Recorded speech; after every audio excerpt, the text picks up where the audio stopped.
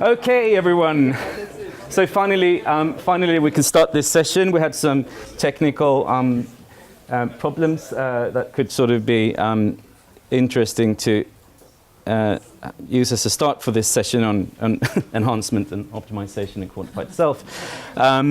So we have three speakers today. I'm the first one, and I will also be sharing this. My name is Martin Berg. I'm from Malmö University, Sweden. And then we will have Agnieszka Sieminski, if that's correctly pronounced. Rightly, yeah. All rightly, from Lithuania, University of Lüneburg. And then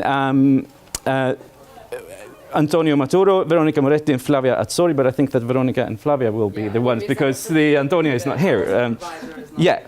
Okay, cool. So as I said, we're running a bit late, and I will start with this presentation, Accelerated Sensing, Sociological Notes on Modernity and Self-Optimization.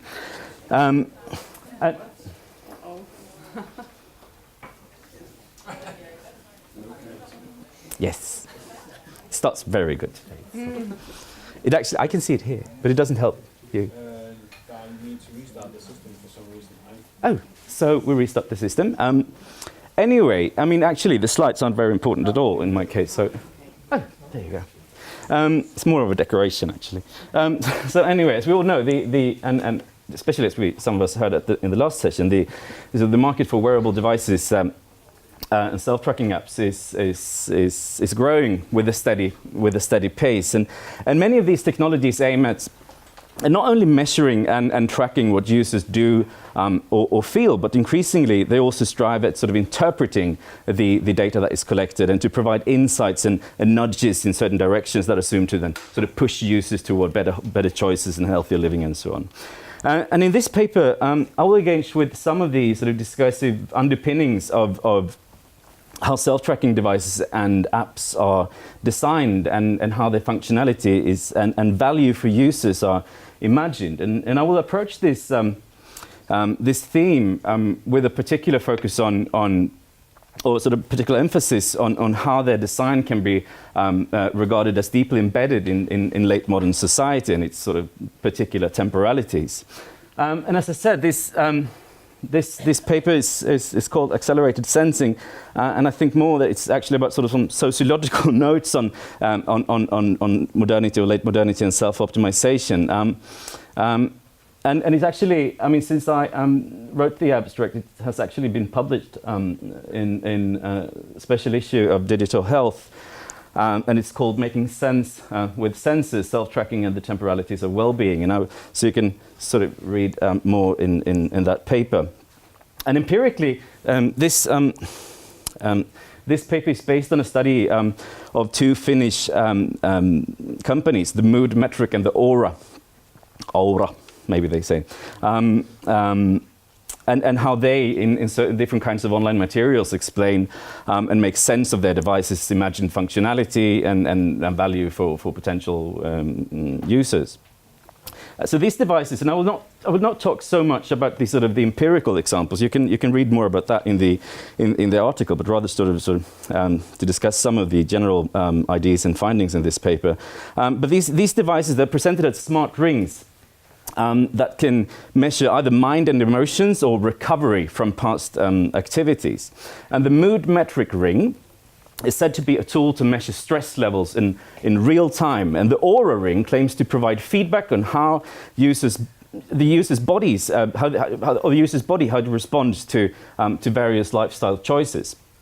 So both of these devices are sort of presented as wearable dashboards to the body that sort of decode bodily data emissions, and at least when it comes to the Aura, then sort of transform these data into sort of actionable information. So these rings, they're really interesting, but they also rely on sort of an understanding of the human body as incredibly complex and sometimes even mysterious. It's something that the owner, the person, the body itself doesn't even know. And so they say that they offer a very sort of precise monitoring and interpretation of the bodily processes that are sort of more or less believed to be unavailable to sort of experiential, sort of to understand, for users to understand and make sense of on their own.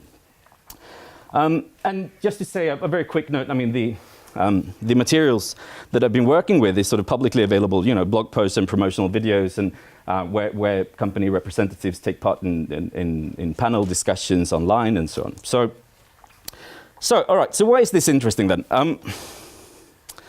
As we've seen here, a lot of you also talk about, practices of self-tracking and so forth, but not so much attention has been paid to how designers of these consumer devices are designed within sort of particular social context, and how they are invested with certain ideologies and certain values and assumptions and so forth. And I think that one such context is late modernity as such. And if we think of late modernity as sort of characterized by certain forms of reflexivity and of sort of a fundamental need for guidance, for self-help, and the creation of new and perhaps temporary authorities, it doesn't really come as a surprise that self-tracking technologies, they often rely on the idea that people sort of require sensors and continuous access to algorithmically processed data to deal with their everyday life in different ways. And one researcher who's actually been working with this is Natasha Schull, and she pointed out that self-tracking technologies often sort of claim to help users to shape their lives by pointing out a direction through the nearly sort of endless array of choices in late modern society. And so along with the waning of traditional structures and institutions in contemporary society, these technologies and the built-in algorithms, they aspire to guide users through their everyday life in an individualized and, of course, personalized manner. And Shaw says then that the wearable devices are marketed, and I quote here, as digital compasses whose continuous tracking capacities and big data analytics can help users navigate the field of everyday choice making. And in fact, she says then that self-tracking industries, they rely on the insecurities of late modern society and then imagine users to be, as she says, unsure whether to trust their own senses, desires, and intuition as they make mundane yet vital choices. So I think this is a sort of an important background to how we can actually think of the results in this study. So let's have a look at how these devices then were presented. The mood metric is presented as an instrument that can help users understand themselves in times and situations that are busy to such a degree that they cannot really trust their own experiences. And the device is assumed then to sort of take care of users and to help them understand themselves in their busy lives and hectic lives. And the data feed from the device is presented often as a direct reading of the user's mind, and is considered to be both accurate and reassuring in times where sort of external factors tend to disturb the embodied experiences. And the imagery used to frame the device often points at moments and situations where life should be slow and to sort of support mindful activities. And thus it suggests that this device is somehow related to time management. So there's an assumption here that in these materials that life in contemporary society is moving so fast that it's nearly impossible to trust one's own senses and experiences. So the body, it seems, is simply too slow to keep up with an increasingly accelerating society and needs some sort of technological assistance to keep track of how it reacts to its surroundings. And so if we turn to the aura, it's presented as a device that not only becomes sort of entangled with the user's body, but is also sort of placed in the background of their everyday life, sort of registering data. And it's assumed then to sort of calculate all these bodily data emissions and decipher their meaning to help users understand themselves.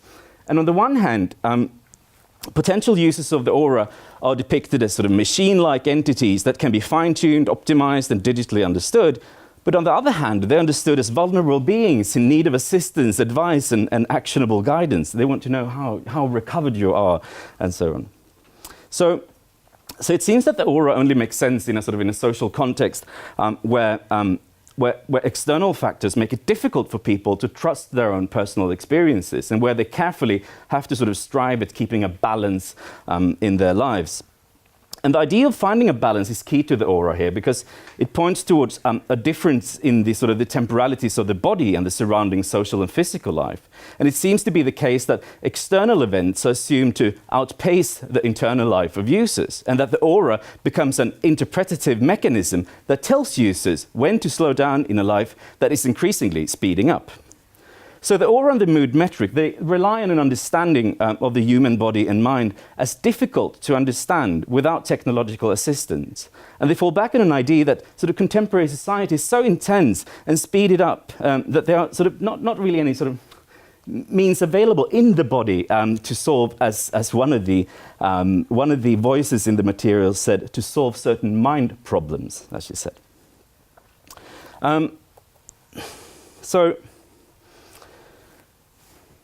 So these two smart rings or self-tracking devices, the aura and the mood metric, they both illuminate how the sort of the promises of wearable sensors are imagined from the perspective of designers and marketers and so on. And they indicate that something is believed to be missing from the human embodied sort of sensory apparatus or experience, if you want. So these accounts, they often return to the idea that these devices can assist users in learning about themselves, and to help them gain knowledge that is otherwise difficult or impossible to achieve in other ways. And the reason behind the assumed inability to gain such knowledge experientially is most often implicitly located outside the user by referring to the intense and hectic life in contemporary society, or by claiming that sort of reflexively, knowing and feeling oneself in and through the body is a time-consuming and not sort of sufficiently a precise practice. So there's then a sort of an implicit assumption that these technologies can provide a remedy for a broken relationship between individual and society, as well as an increasing sort of inability to trust embodied experiences due to the sort of the accelerated pace of life. So what I've been doing here is to sort of think of these technologies as if they were said to help users to handle or perhaps sort of overcome the effects of late modern society by sort of providing insights on what they actually feel and what is actually going on in their bodies. And I think then it is important that sort of life in late modern society, of course, it has become increasingly hectic, complex, and intense, and not the least because of the advancement of technological development. You know, we have more stuff, we have more information, we have more data. And in consequence, I mean, late modern society has often been sort of described as a high-speed society or a speed culture and so forth, where our lives have become increasingly multitasked and instantaneous and time-compressed and so on. But the question is, I guess, how does the sort of changing pace of life and technological development relate to each other? And I want to turn very briefly to the German sociologist Hartmut Rosa, and who's sort of explored the concept of social acceleration. And Rosa argues that late modernity, as such, is characterized by three mutually reinforcing forms of acceleration. So technical acceleration, acceleration of social change, and acceleration of the pace of life. And actually, he sees these sort of the processes of social acceleration as a sort of a master force, sort of underlying those sort of rationalization and bureaucracy and so on. So in contrast then to the widespread belief that the sort of technological innovations can make life easier by allowing people to spend time on the task they find valuable, and you can see that often when you see these sort of descriptions of self-tracking devices, you can spend time on what you want, So Rosa then argues that this instead sort of lead to further time shortages that in turn sort of create an increased demand for technological innovation. So in consequence, then the sort of the desire for technological innovation as a means to slowing down life and to make you to make it easy for you to focus on what you want to focus on, instead sort of provokes an acceleration of social change, which in turn increases the pace of life and back around the circle again, so you get less time. So in light then of Rosa's argument, I think it seems that self-tracking devices, they result from these processes of social acceleration, and in a sense sort of challenge also the the imagined outcome of self-tracking, what it could actually lead to in some cases, of course. And the designs of the two devices being studied here, they are sort of underpinned, as I said before, by an assumption that there are dimensions of our lives and bodies and experiences that cannot be easily accessed. And it is then assumed that sort of that our ability to know and understand ourselves and our feelings that are limited. But then, you know, bodily experiences here, they're understood as sort of remote and intangible and perhaps even impossible to make sense of without these, without the guidance of technology that sort of interprets and categorizes and visualizes these experiences in ways that are sort of rendered sort of measurable and precise and comparable and so on. And the devices studied in this paper, they also often sort of fall back on the idea of life as being increasingly accelerated, and also in a sense that people in our times are, even though they don't use the word, they often sort of talk about some sort of alienation, as if we are sort of out of context, we are not sort of experiencing our sort of full potential, which is basically what optimization is about, isn't it? You know, but curiously enough, then these devices seem to sort of, if we should follow Rosa, tend to sort of speed things up even further instead of actually sort of trying to slow down the general pace and to actually get people to actually sort of become optimized if we want to. Yeah, and so it seems that just to actually stop here at some point, that sort of becoming optimized in these materials, they seem then to be, as I've said here, seem to be a question of sort of avoiding the necessary delay that the senses and the bodily experiences would sort of add to the equation. And then an optimized body then seems to be like a timely body and an efficient body that enjoys the sort of the benefits from a slow life, but without losing momentum. And I think this sort of approach, where we focus on time to understand what these devices can actually do and relate them to sort of more general social processes, I think this could be a way forward to actually think in terms of what could optimization possibly mean outside of a sort of a capitalist kind of lingo, mumbo jumbo logic. And I think I haven't. My German is horribly bad. Hartmut Rosa has published a book on a sort of an alternative to the sort of the alienation in times of social acceleration, where he sort of elaborates on the word resonance. And this, you know, it will be a book published in Polity soon, so I will probably sort of read it then. But until then, I will stop here and sort of say thank you. So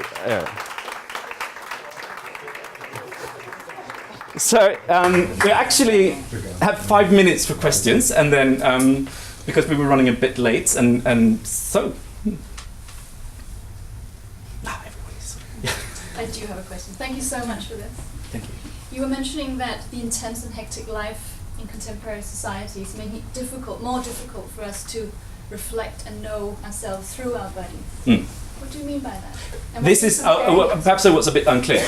I mean, in the materials where these rings are described, they often refer to sort of that you don't have time to sort of just stop and do all these kind of I don't know, mindful activities to know yourself, because so you need the guidance, you need the nudge, right? So this is an argument in these materials how they think of how to make sense of their own products, right?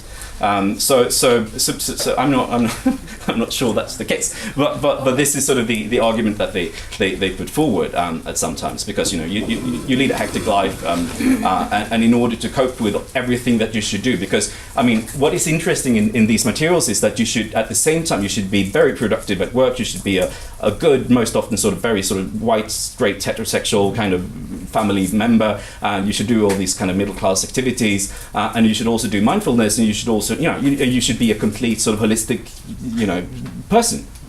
And you can't do that according to this kind of discourse without the sort of having the thingy on your arm that sort of tells you what to do. Right. All right. Basically. So, all I'm saying is that there are a lot of studies showing that previously compared to now, people had less understanding of knowing themselves through the body, that expression itself is a modern or late modern phenomenon. Yeah, of course, yeah. Or conceptualization of how we understand. But at the same time, if we go back to sort of a long trajectory of sort of religious studies, and if you go back to mysticism, and and the kinds of sort of introspection that you've had, where you actually sort of you put yourself on a cliff and you're out there for 3 months, and actually sort of went into to sort of get in contact with even though they didn't have the concept of inner self. It was all, it was a sort of a strategy towards sort of getting in contact with whatever kind of divinity, whatever that were sort of reflected in your body. But I think the time here is important, because I mean, once upon a time, it actually took. This was a very slow process. It was a slow process. It was more community based in another. Yeah, for example, yeah. through church life or. Yeah, definitely, and also a question of authorities, right? I mean, yeah. Okay, thank you. Yeah. Okay. Okay, so we have, yeah. Yeah, I would be curious to take this also into a kind of empirical exploration, because I think the whole idea and notion of optimization can be understood in many different ways by users.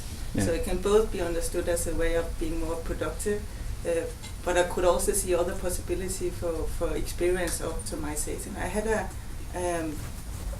master student who did a study on Fitbit, and her informant said so very much that they kind of liked the simplicity just to look at the curve, because it gave them a moment for themselves just to like sit and relax. Yeah. So perhaps that could tap into Helmut Rosa's idea about resonance, I don't know. Yeah, maybe. But this of that you just like step out to get a moment where you reconnect and recharge, and looking at your curve, it's one moment that you can just like get a couple of minutes. Yeah, of course. And that could perhaps also be a kind of optimization, because you like direct yourself out of the hectic life for a moment. So I think, it could be interesting to look into more like empirical exploration of how can this be understood. Yeah, definitely. And just a short, we'll have one more question then, and just I think that it's very different from the way that these sort of producers try to sort of frame their products. That's one thing, and how people actually use them is it's a completely different thing. But I think it's especially the word sort of optimization is fairly sort of modern construct, isn't it? I mean, because it just makes me at least feel like an old car that you should go to service and become sort of it's instrumental. It's very instrumental. You have to arrive at a certain goal. But it's so. We can talk more that. I don't want to be rude to the other speakers. So one more question, and then we'll go to the next paper. Yeah. Maybe it's a comment. The very last paper of this conference is just more or less the continuity what you explained about Rosa and acceleration. Because we did this empirical research with the new concept of resonance, and try to find if there are more things that this instrumental optimization frame thing Rosa thinks about self-tracking. That's excellent. So just we're going to explain resonance in short terms and then give some empirical insights. And that's together with Agnieszka, who now talks about optimization, and then voila, there you go. And on Friday we talk about fantastic. resonance and alienation. So somehow there will be it will be continued. Excellent. Actually, we came up with a plan to actually say this, just to get people to stay until the last session. So thank you so much. Change your trend. Thank you so much. So we just go to the. You didn't have the proxy. You had some. So maybe I just start. Hi, my name is Agnieszka Sieminski. So it's not so easy to spell, but. Anyway, I'm from the University of Lüneburg, from the Institute of Culture and Aesthetics of Digital Media. And as media theorists, we are always also interested in the materiality, so in the history and genealogy of technology and what we are using. And this will be maybe the perspective which I'm taking today. Looking on self-optimization technology. So take a brief look on self-optimization as a notion within self-tracking. Then I'm gonna pick up a few visionaries of computer-aided enhancement. Then maybe pick some tools from the self-enhancement, self-tracking aided tools from today, then take a brief look on my research and draw a short conclusion. So self-optimization, as we already had this comment here, so it's often seen as a crucial immanent part of self-tracking and quantified self. So this was covered in academia, but even more maybe in the public coverage in feuilletons and blogs. And especially there it was very often explained more in a... okay, sorry. I don't know which this is. Okay, but one can understand self-optimization in different manners. And Stefan Meissner undertook this analytical difference, and he differentiated self-optimization on the one part as self-efficiency, which is the most common approach. But on the other way, he took a closer look on something what scholars like Makropoulos in 2002 already, but then later in 2014 explained as an endeavor or an approach to see self-optimization as an enhancement, which means to aspire indefinite, unrestricted, undetermined goals to make something new of oneself. They are, maybe you might know, they are also like proponents of this idea, very prominent, like Kevin Kelly, which states like identity is our mystery, are we machines or something spiritual or even supernatural. There is also like media theorist Mark Hansen, who is stating like technology allows for a closer relationship to ourselves, for a more intimate experience of the very vitality that forms the core of our being. Or Evgeny Morozov, you might know also, states the hidden hope behind self-tracking might be that numbers might eventually reveal some deeper inner truths about who we really are. So let's take a look about on this where all this technology or these ideas actually come from. So I don't want to start with this very beginning with Charles Babbage and Ada Lovelace, which are supposed to be the first programmers in the 1840s. Neither you will find here Konrad Zuse's first programmable computer from the 1941. But I start with Vannevar Bush's Memex. This was his idea of memory extender. He called it memory extender. This is a sort of collective knowledge machine. The later Microsoft project, My Life Bits, maybe you know this from Gordon Bell, is an adaptation of this idea. Today it is seen as a precursor of the PC and hypertext. Dank Engelbart came across the essay shortly after its publication. At keeping the Memex in mind, he began to work that would eventually result in the invention of the mouse, of the word processor, and the hyperlink.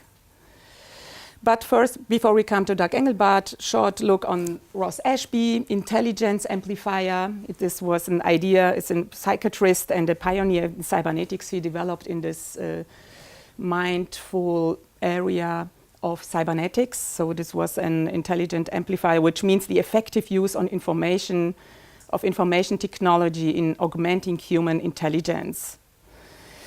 Ashby himself kept a journal for over 44 years in which he recorded his ideas about new theories. He started in May 1928 when he was a medical student at the St. Bartholomew's Hospital in London.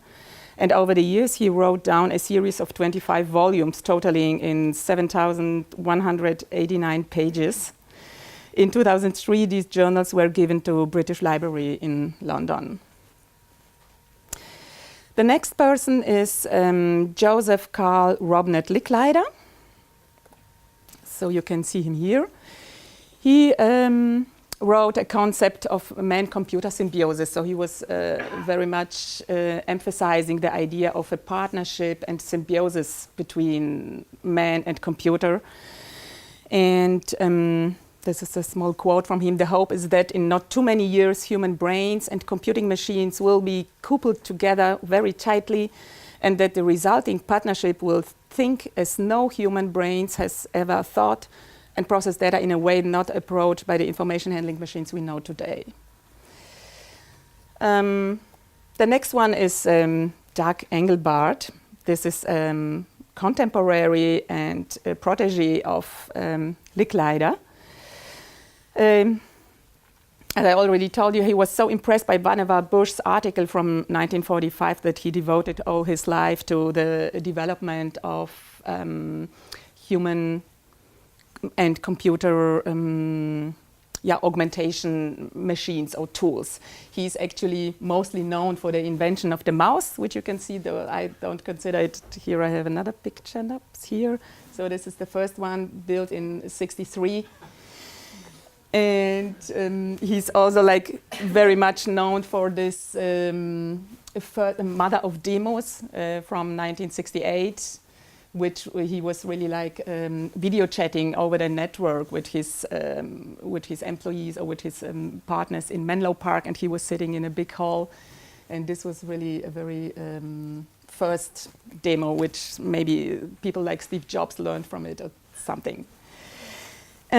He was developing in his paper, Augmenting Human Intellect, he was developing the notion of user very much, and then, like conceiving how the user of a further computer technology could look like, what will he need, and how to do this, what will be the problems, language problems and stuff like this, which programs of software should be developed.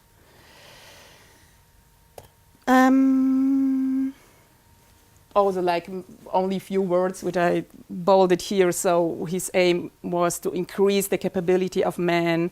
The capability he meant like to be able to, for more rapid comprehension, better comprehension, speedier solutions.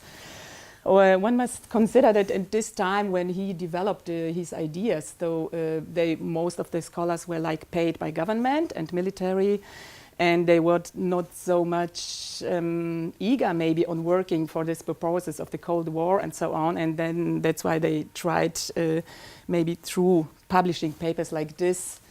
So they were like maybe, or let's say they were maybe like forced to look efficiently on this problem, but they had also like more like visions, friendlier visions for the society as such, which you all can look up at his paper.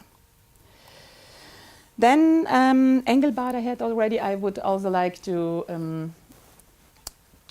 come to speak maybe on Stanisław Lem, which is maybe most of you know as a science fiction author, but he wrote also many scientific comments and scientific essays. And one of the biggest, which he considers the best essayistic work or philosophical work of himself, is Summa Technology in 1964, where he's developing visions for the human technology evolution. He was thinking this all very tied together.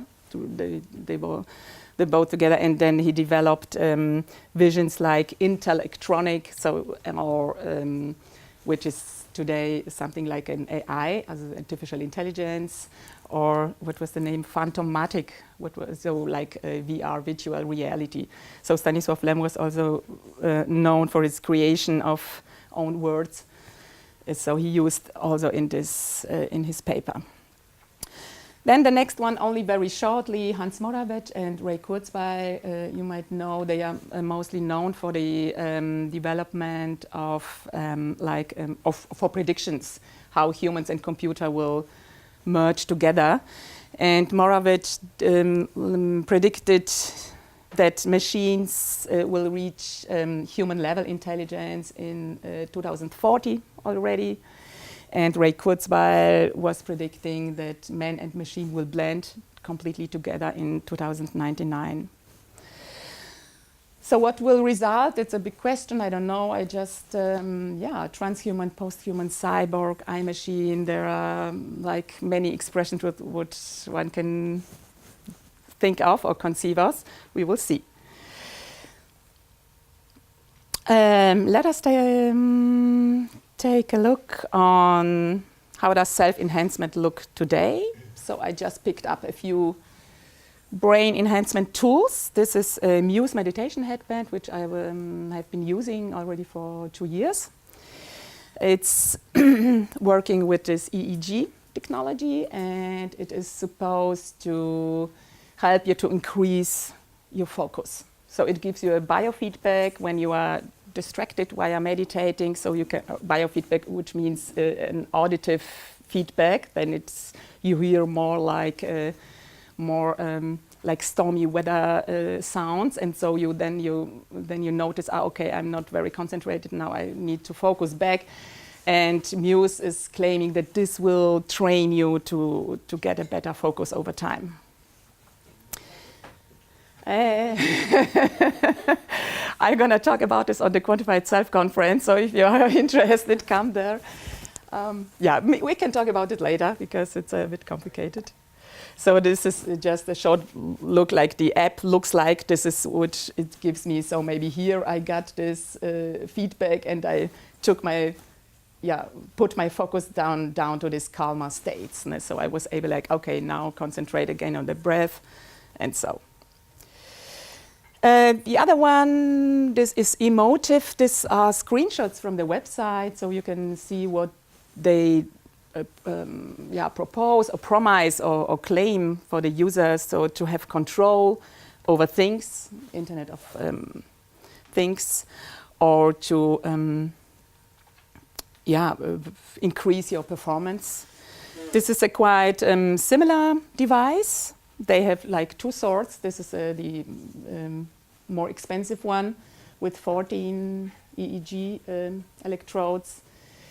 And they also claim that this is a device for a better understanding of your brains, and also a better control, better possibility to go deeper into it.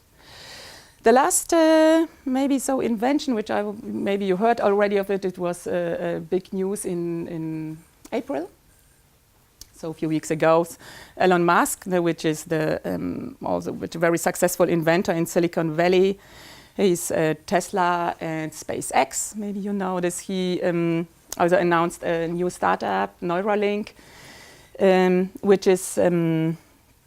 which shall explore technology of implanting tiny electrodes into the brain.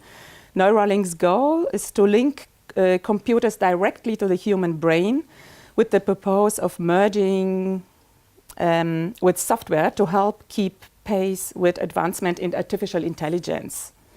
By doing so, Musk hopes that and this will help human store and improve memory.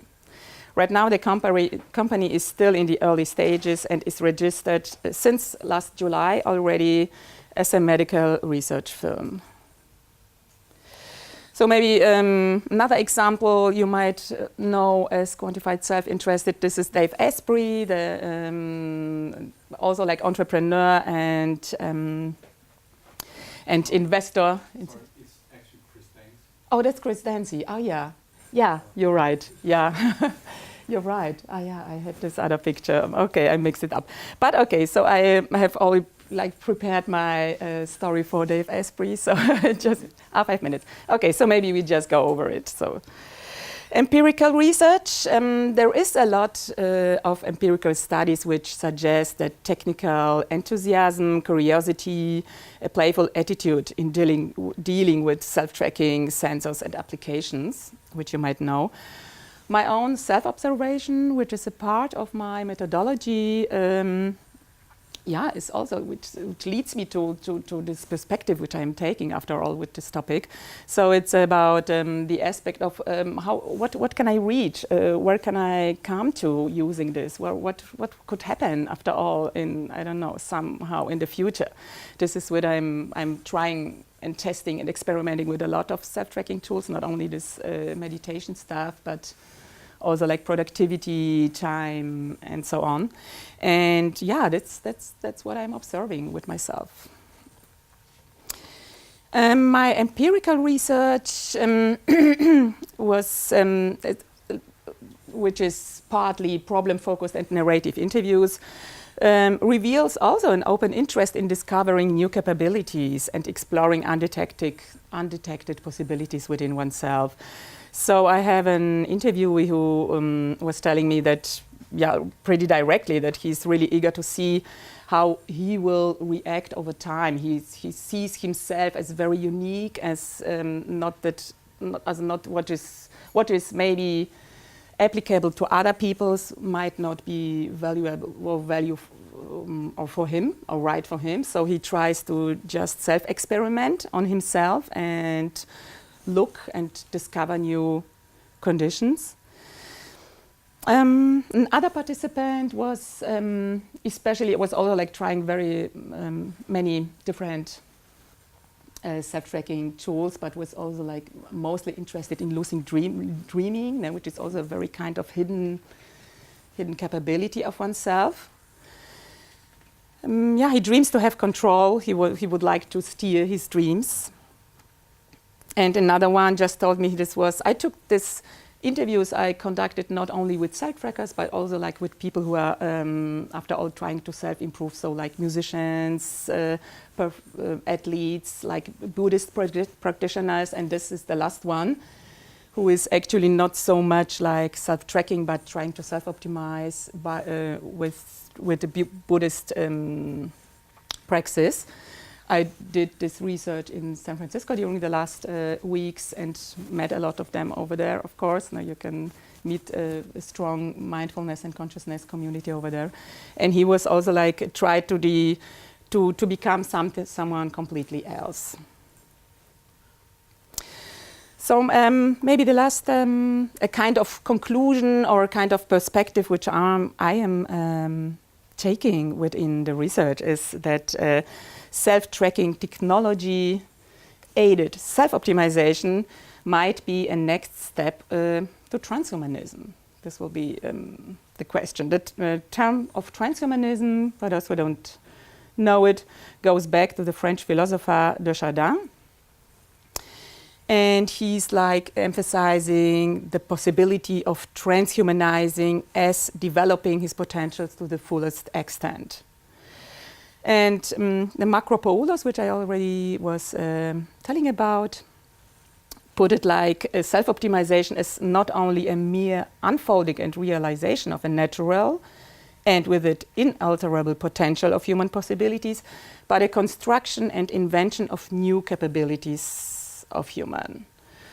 And so maybe it's a possibility to look at self-optimization with new technologies as an aspiration of undetermined, unrestricted, or even fictional possibilities of selfhood.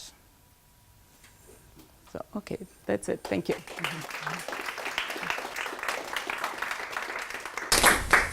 If you want to contact me, feel free. Okay, so we'll have like 8 minutes for questions.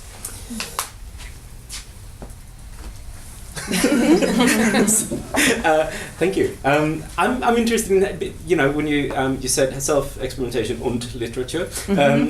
How do you work? I mean, methodologically, how do you work with that?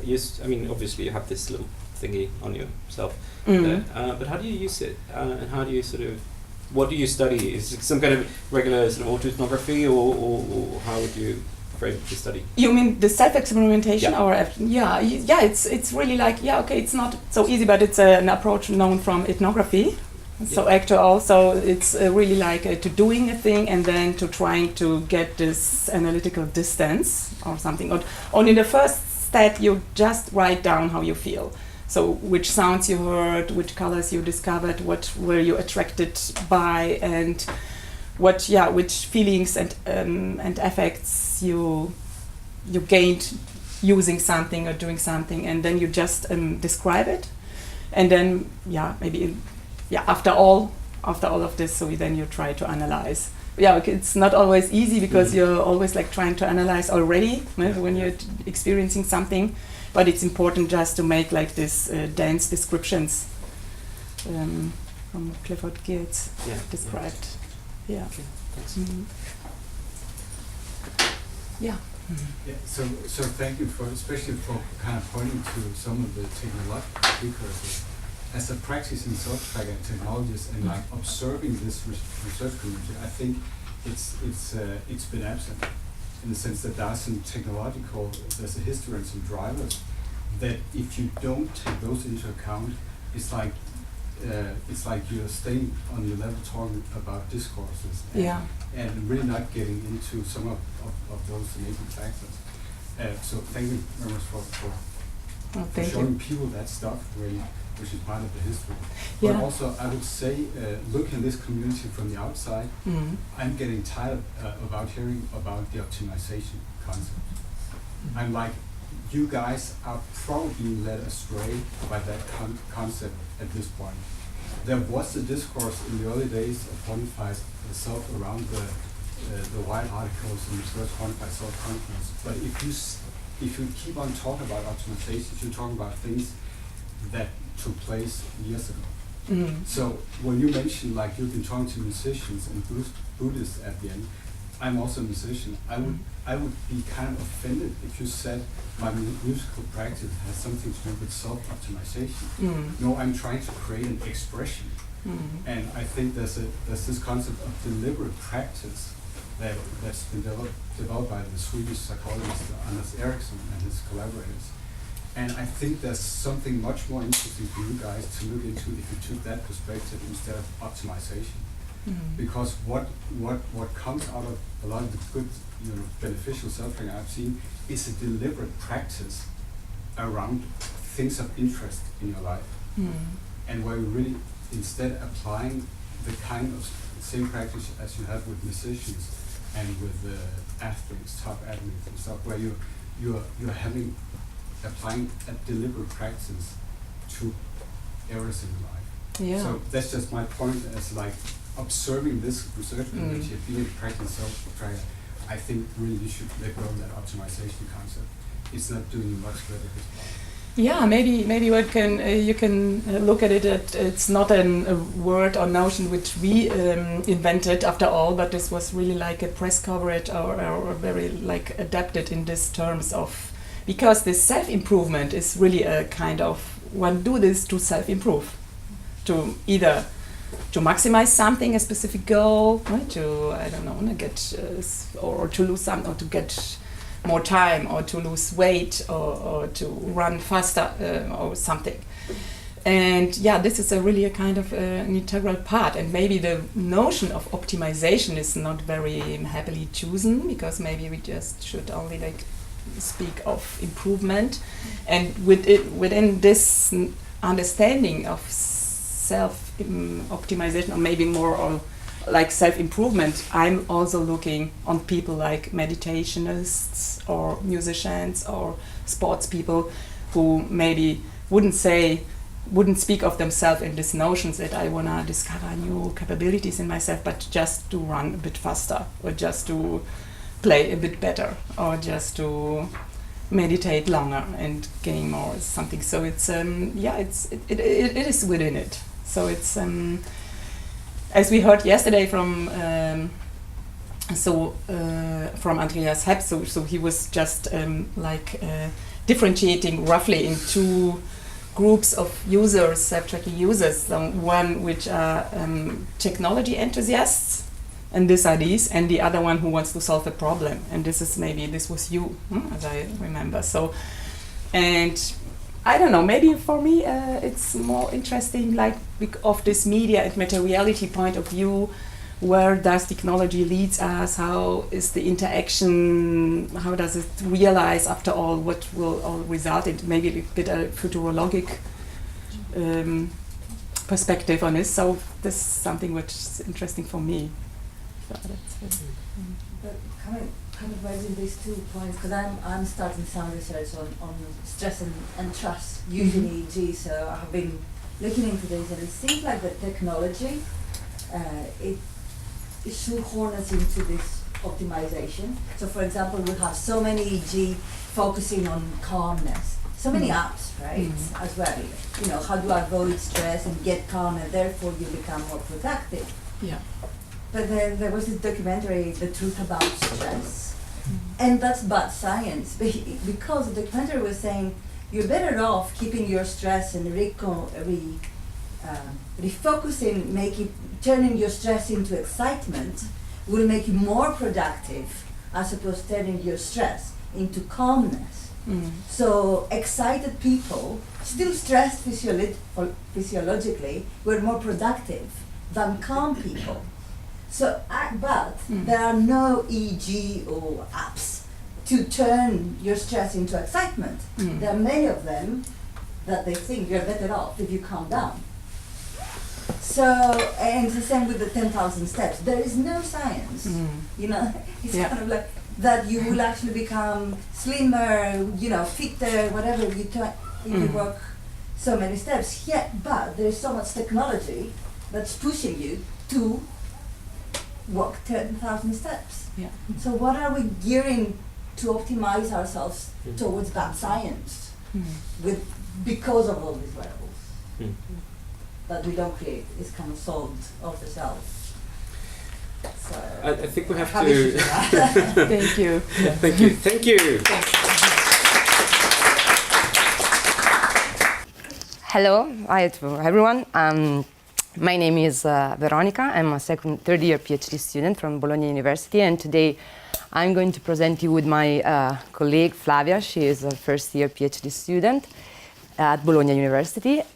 This empirical research that we've done in this month, and as you probably figured out from the title, is about number-based narratives. So basically what Quantified Self tell us during meetups. So we analyze the videos with a specific focus on the human enhancement or scientific human enhancement. So I will introduce the structure of the presentation. First, I'll explain you a few concepts and theoretical assumptions. Then I will introduce the research questions that lead our empirical research. And then I will let the floor to Flavia, and she will explain us the methodology we used, so the video analysis, and some final reflections or conclusions. First of all, this, I will say more relations between self-tracking and other elements were fundamental, because to build our frameworks, especially for what concerned the role of self-tracking and quantification in everyday life, that which also lead then to the collection of data and the integration between humans and the numbers they get. And also, finally, the relation between self-tracking and personal health and well-being. The first one, so we probably all know what self-tracking is, but let's define quantification. We can define quantification as a description of a phenomenon by numbers. So why is so important for us? Because through numbers, through this process of quantification, we can create standards, uniformity, and classification. And this is really important not only for self-tracking, but for our society in general. Numbers, indeed, are really important because as these authors point out, they not only represent reality, not only influence reality, but they produce effects on it. So sometimes they create reality. And I really like this quotation from Espelin and Stevens, because they say that numbers and quantification has never been so intensely central in our society. So the role of numbers and quantification is so important that sometimes we just forget about numbers because we take them for granted.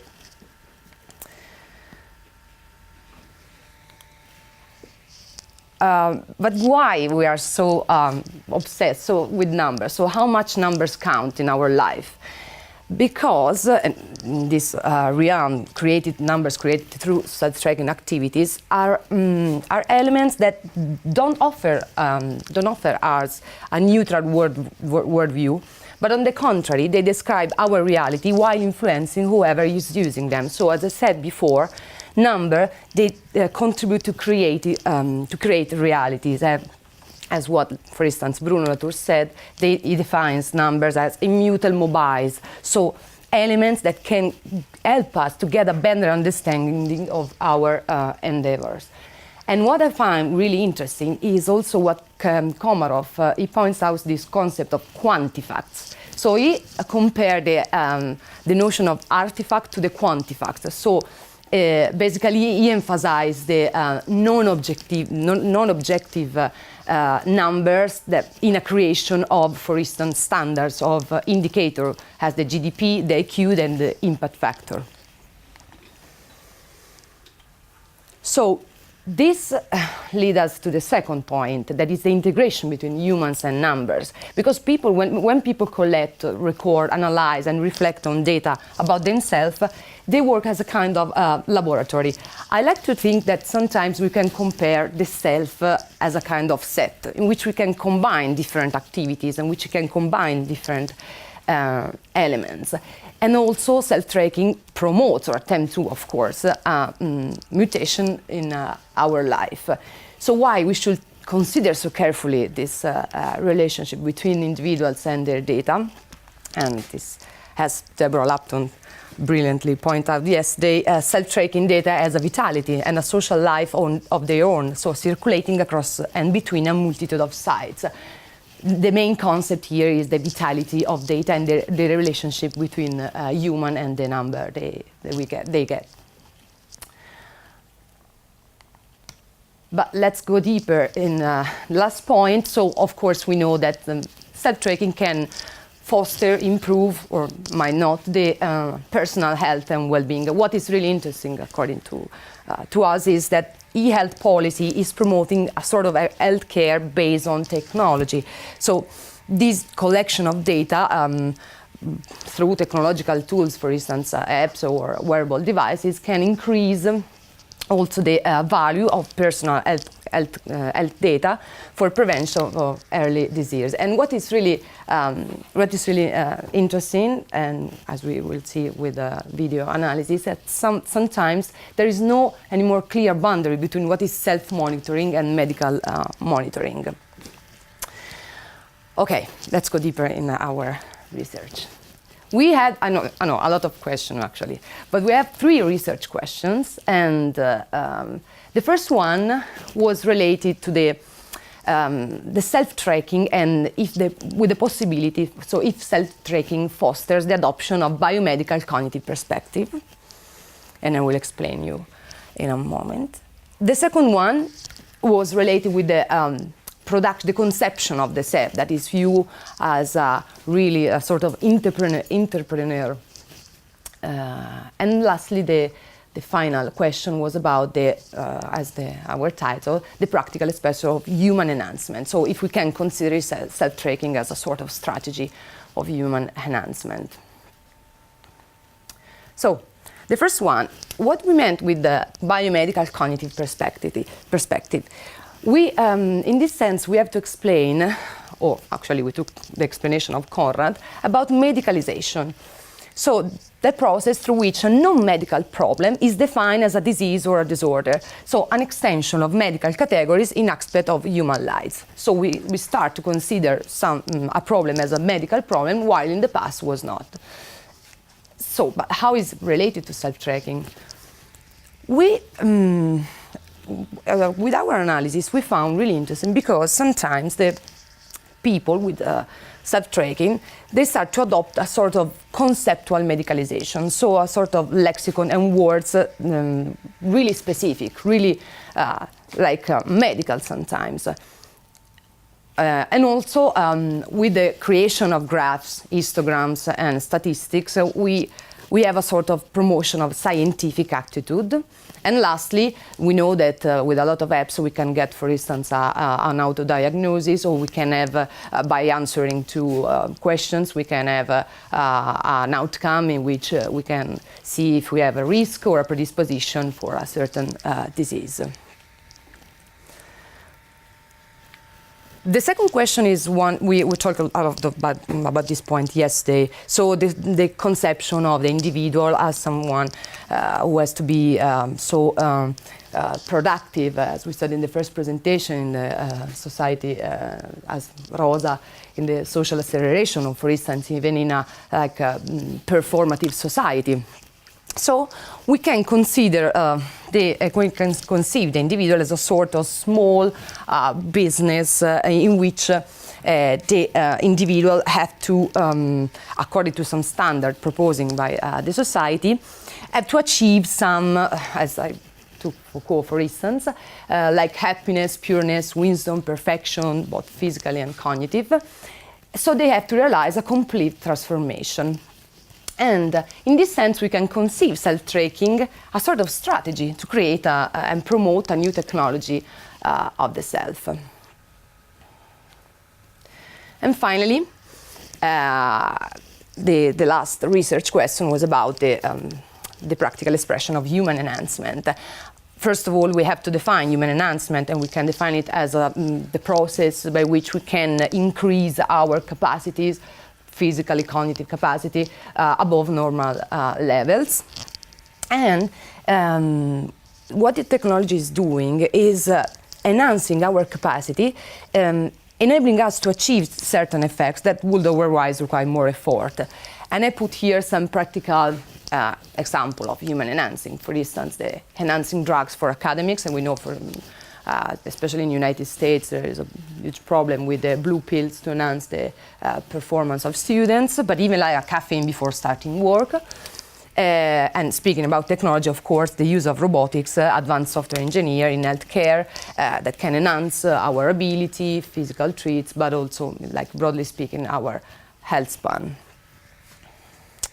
So I will give you the room to Flavia, that she will explain our research, the methods we use, who we interview, etc. Okay, we try to answer these questions through a content analysis of 30 videos posted on Quantified Self site by people, quantified selfers, who are particularly active in collect and analyzing their data. But we have to clarify that these people are experts. They are not lay people, are experts who have carried out reflection on their data. As I say, they are people who collect and analyze many kinds of data. And for example, the money they spend, the books they read.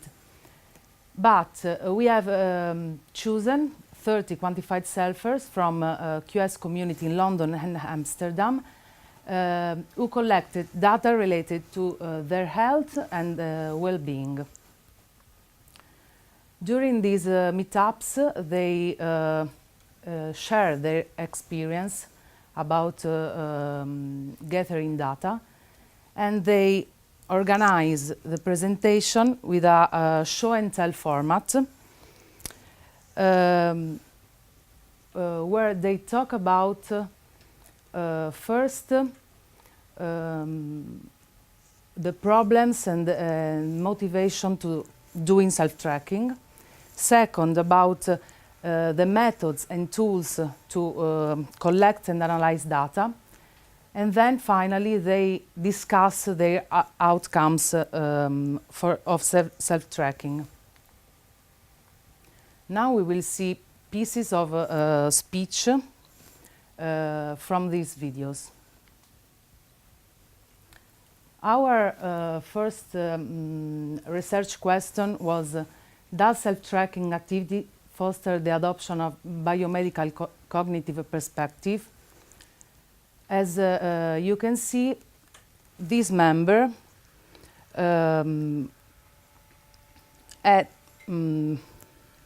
said that the anxiety is a new perspective with him, because using this app made me talk about myself and me in a way, using words I have never used before. The second part of speech is about transcription of subjectivity in a self-digitalization way. And then this is about quantified brain. So quantified brain is quantified self is really good to track your brain performance. For me, I did with the coffee nutrition. Our second research question was about the productive conception of the self. And as you can see, mood is one of the aspects in which people can be more productive, can improve their lives, tracking and improving their moods. Here is a new, this member was overweight, so he, through gamification and quantification, had reached the goal to lose weight.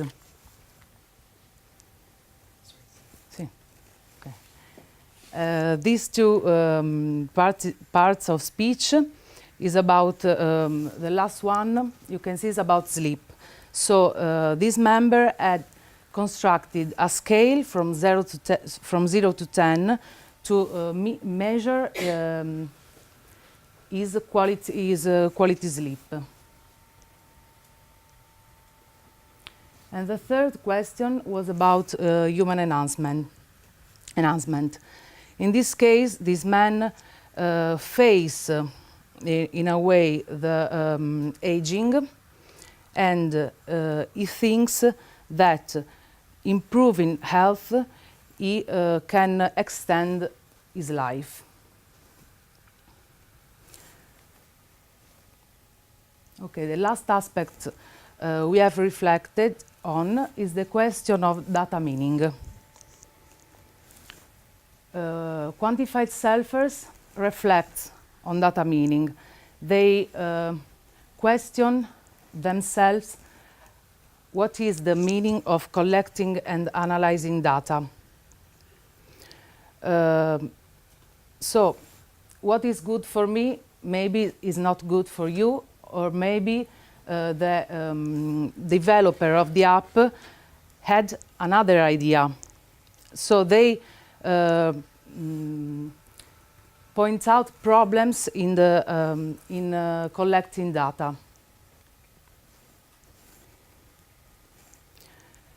This man points out a public problem, because if what is true for me may not be true for anybody else, what is the role of public health in this context?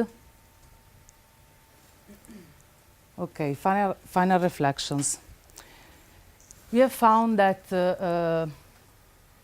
self-tracking fosters a concept medicalization through the adoption of a techno-scientific lexicon. Quantification and gamification, as main features of several apps, fosters the conception of the self as an enterprise, with productivity as the main trait of the self. And then quantification and the huge amount of data on ourselves act as a benchmark for constant enhancement. This is the last slide, and we have found an unexpected data, because these points are in contradiction with reflection before this, because quantified selfers attributes meanings to data.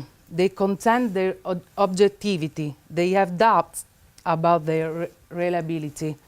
They connect emotion to data. They adapt the data to their wishes. So, quoting Gary Wolf, perhaps quantified selfers are not so data-driven. Thank you.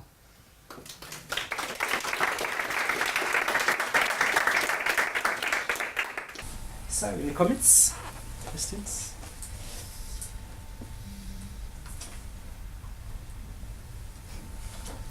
I just have a quick question about your conception of self. When you're doing your research, do you perceive self as like a unitary whole, or more in the Butler sense of there is no self, but it's all performative? And with beyond that, in your perception of self in your research, how does that align with this idea that you just spoke about in terms of oh shoot, I forgot how you wrote it. Like the constant work, the enterprising self. Mm-hmm. Okay. In this sense, we look at the self as something that is not all, because when I talk about laboratory, I meant exactly this, that we cannot think in the like self as a unique identity, but for me it's a kind of compromise of a lot of things, right? And especially with the self-tracking activities, or is one of the case, you can actually you can have different aspects. So for instance, you can measure different aspects, you can have different results, you can have different experiences. So for me it's more a construction of the self, even in the quantified self. So there is not one self. So that's my idea. I don't know if I answered your question. Yeah. Okay. Thank you. I wonder, could you go back to your final slide again, or just the previous slide again? Slide, I guess it's not. So, I mean, I think this is a really beautiful point that you're making, but in a sense, isn't that precisely how people these days become, so to say, redefining their own selves? That it is by combining, you can say, the objective measures with that kind of deep inner feeling or sense of something subjective, that we see the transformations going on. So that in a sense there might not be that kind of, you can say, contradiction between the outside objective perspective and the felt internal perspective, but it's precisely the coming together of these two things that is characterizing the way that people do these things today.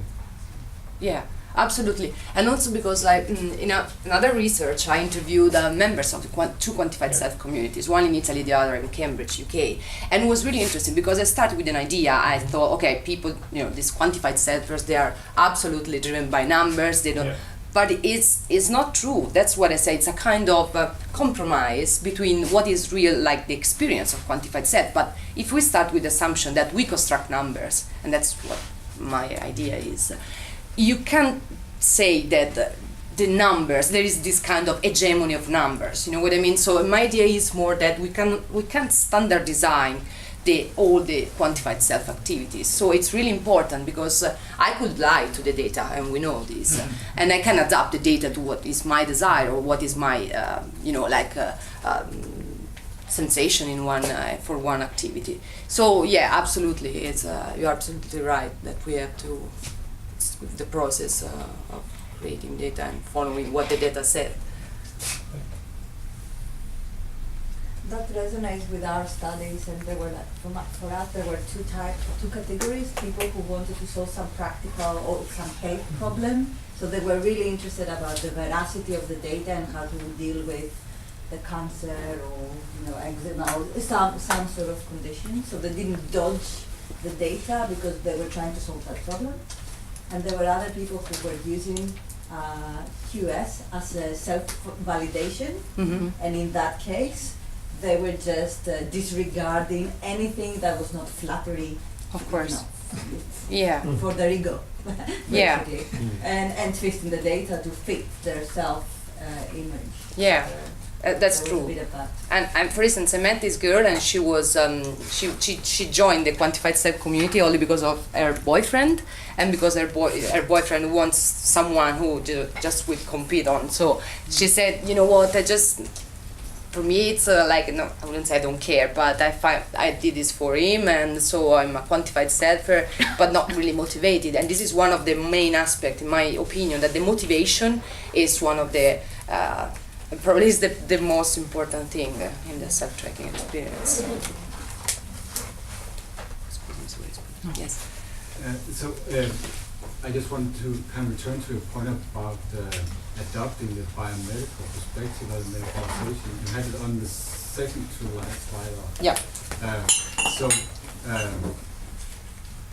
That was the general picture you saw in your data, or did you detect something else? And this is kind of, I'm leading with this question because there are some people in the Quantified Self community, and I'm one of them, who's actually arrived at a critique of the biomedical paradigm through self-tracking. And Wright, if you know her, she's one of the other ones. This one? There's Timo Ajana from Finland. He's also using self-tracking and arriving at a kind of like epistemological critique almost of the biomedical paradigm.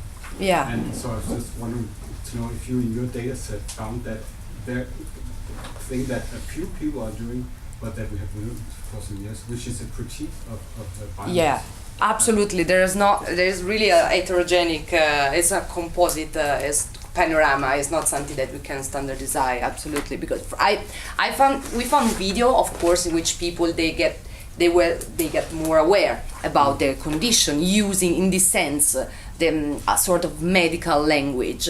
So like when a lay people start to speak about the body and I got this illness, so I have this, using medical language. But other people, they just, exactly as you said, say, I'm using this because I'm not satisfied with my doctor, I want to improve myself because, you know, it's really different. For instance, there was one guy, and he discovered really bad disease through self-tracking, because he say, I was running a lot, and at one point I realized that there was something wrong with my data, and I showed to the doctor, and because of this we discovered that I had something really bad. So yeah, of course, it's a different, but what is interesting is we have this part. I'm not saying that this is a general conception, but I'm saying that it's really interesting because we started to have this medical language through self-tracking. Also, if you look at the forum or the blog, a lot of parents, they spoke about, for instance, if children suffer from diabetes, they spoke in real, like, expert ways, more than in the past.